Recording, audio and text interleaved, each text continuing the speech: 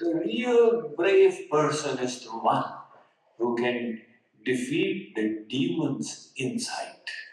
So he is now going to enumerate these impediments in the path of the highest realization.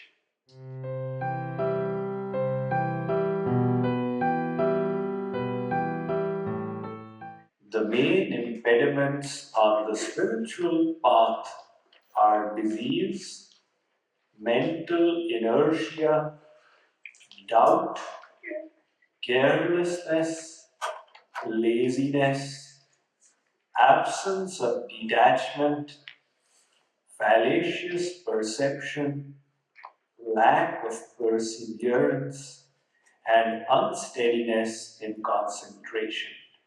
These are the mental obstacles. So all these become impediments, disease. So many people have the noble intention of engaging in spirituality, but disease brews. There are so many who would have liked to come to this retreat, but their bodily condition did not allow. Somebody's got a back pain, somebody's got a knee pain, and so on. So he says that meditation will remove this impediment. Now, how will chanting remove disease? If Maharishi Patanjali was here, we could have asked him for a clarification. But since he is not here, we have to deduce what he means. When the mind becomes healthy, the body will automatically become healthy. There's a mind-body connection. You know, in the Vedic system, it's a holistic science. It's not that you've got this disease, take this pill and then you're cured. This body is an immense system, and the mind, the intellect, the ego are all a part of it. So when the mind harbors healthy thoughts, wholesome thoughts, positive thoughts, then the body naturally responds to them. Nowadays, so many people are establishing connections between physical diseases and mental thoughts. They say, if you have this kind of thought, then you will get fibromyalgia. You have that, they're called psychosomatic illnesses. So, when we chant the name of God, the mind gets purified, and the body also moves into a state of healthfulness. Then the next impediment, he says, is mental inertia. Mental inertia, alertness. Spirituality is a subtle science, and it requires agility of the intellect, willingness to apply the intellect to understand it, because it is not immediately obvious. Now you tell somebody you want to enjoy, let's go to Las Vegas. It's immediately obvious. You go there and you enjoy.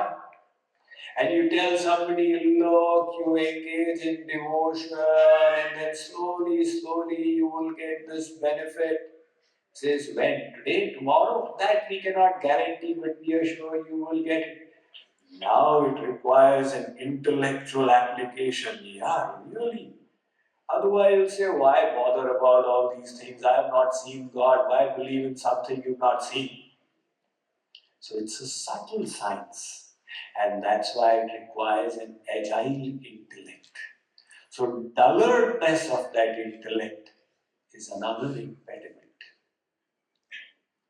And then he says, doubt. Doubt.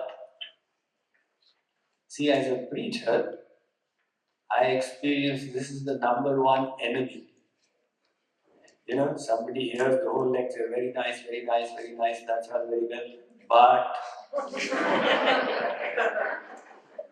one but can neutralize everything.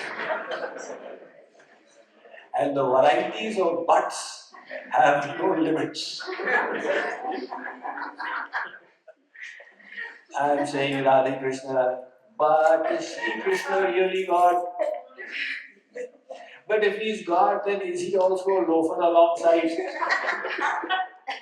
Does Guruji love me? He was looking at the other person, he was not looking at me.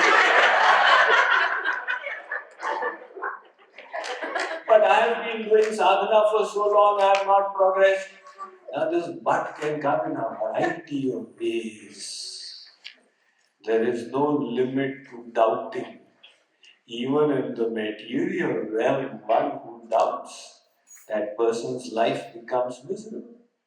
There are those who have the germ phobia, they'll wash their hands 300 times a day.